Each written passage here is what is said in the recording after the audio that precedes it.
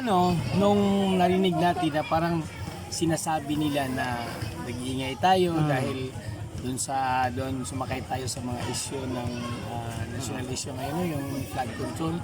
Sabi, actually, sinasagot ko sila niya na actually ako, kaya kong ipagpalit itong posisyon ko ngayon bilang mayor o the local chief executive dito sa Matagub kung bigyan nila ng katuparan yung pangarap ko sa bayan na to. Kasi hindi naman yung posisyon ko na pagiging mayor o yung posisyon ko dito sa bayan na to ang inaangat ko, kundi napunta ako sa bayan na to knowing I'm not from Matagub, taga Ormoc ako, taga Valencia, Ormoc City ako. Kaya nung pumunta ako dito, mayroon akong dahilan. Ano man ang dahilan na yun? Gusto kong ayusin ng bayan na yun.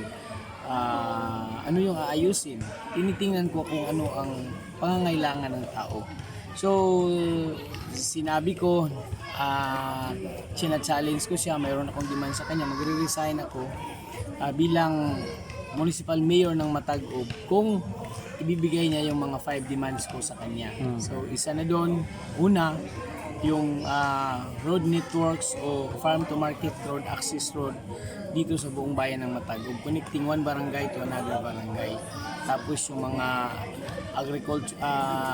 agriculture production area, malalagyan ng kalsada para naman mas maging productive pa itong bayan na to in terms of agriculture. Kasi wala naman tayong ang industriya natin dito ay nasa agriculture. Umaasa yung mga farmers natin sa hanap buhay nila sa agriculture. Kaya yun, isa yan, FMR. Tapos pangalawang, yung issue ng flood control.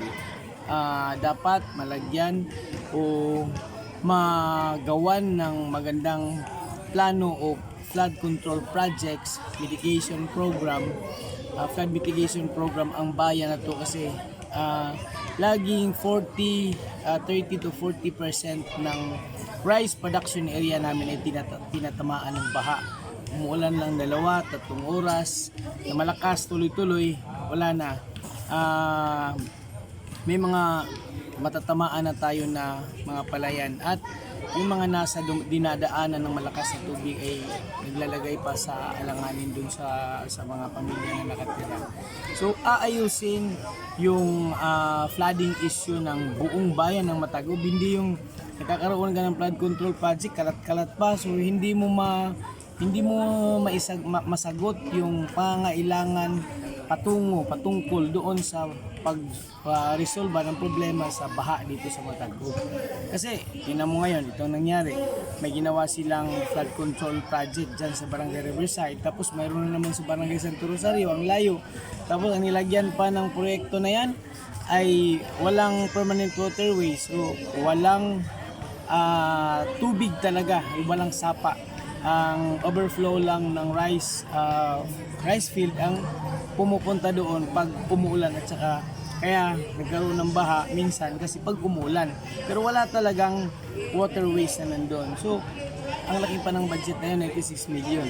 So, pangalawang hiling ko, lagyan natin ng flood control project or flood mitigation project dito na naaangkop sa